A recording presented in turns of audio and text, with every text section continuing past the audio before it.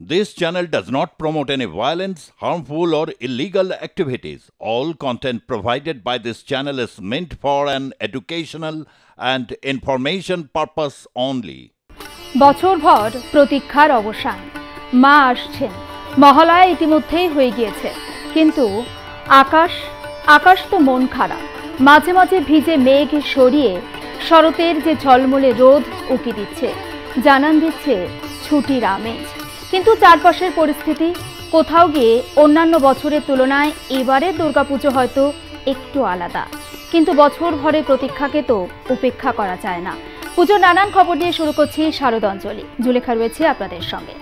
Joker সংলগ্ন বিষ্ণুপুর পুজো সংঘের ৮৩তম শারদ উৎসবের নিবেদন, মা আমি স্মার্টফোন হব।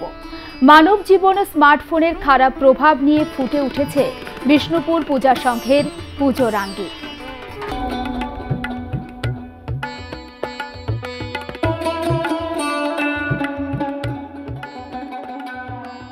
শারদ উৎসবের মূল পর্বে আমরা একেবারে ঢুকে পড়েছি, আর বিভিন্ন ক্লাব তাদের শারদ ভাবনা তুলে ধরছে।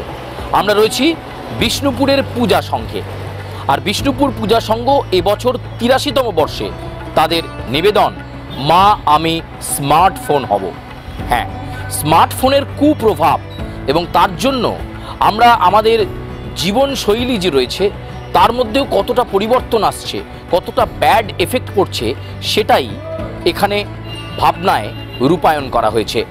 সেকেন্দার শেখের তুলির টানে সেজে উঠেছে বিষ্ণুপুর পূজা সংঘের এবারের শারদ ভাবনা, মা আমি স্মার্টফোন হব।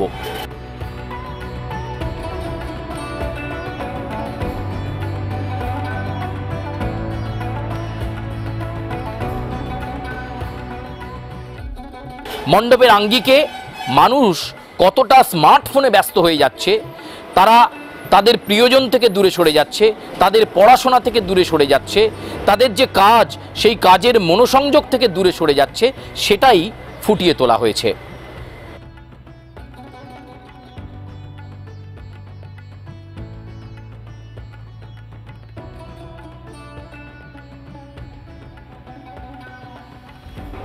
আমাদের এবারে বিষ্ণুপুর পূজা সংঘ ৮৩তম বর্ষ, ঠিক আছে। আমরা এবারে আমাদের ভাবনা আছে মানে স্মার্টফোনের ওপরে আমাদের ভাবনা। আমাদের এবারে থিমের নামই আছে যে মা আমি স্মার্টফোন হব। যেহেতু ফোনের এখন প্রচুর মিসইউজ হচ্ছে, আমরা যাতে মিসইউজটা না হয় সেই দিকে নজর রেখেই আমরা এই থিমটা করেছি। ফোনের তো প্রচুর উপকার আছে, ফোন ছাড়া আমরা চলতে পারবো না। তাহলে ফোনটা মিসইউজ মানে উপকারিতাটা নেব, কিন্তু মিসইউজটা নেব না।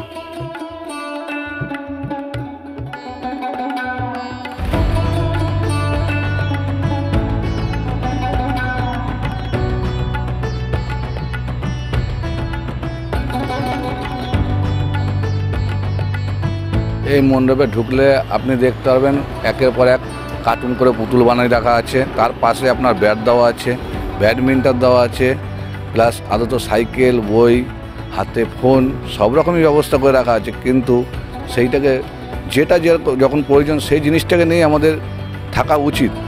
প্লাস আমরা কি করছি, মাঠ ঘাট সব কিছু ফাঁকা হয়ে পড়ে থাকছে। আজকে ফোন নিয়ে আমরা যেখানে সেখানে ৪-৫জন বসে, খেলার মাঠ ফাঁকা পড়ে রয়েছে, কিন্তু আমরা মাঠে না থেকে মাঠের ধারে পাশে বসে আমরা ফোন নিয়ে ঘাটাঘাটি করছি। সেটা যাতে আজকে যা পরিস্থিতি চলে আসছে তাতে আমাদের মাঠের খেলাধুলা সবই উঠে যাচ্ছে। আজকে ফোনের জন্য চিন্তা করুন, আমরা রেডিও পুরনো ঐতিহ্য ভুলে গেছি, টিভি আমরা ভুলে যাচ্ছি, ক্যালকুলেটর ভুলে যাচ্ছি।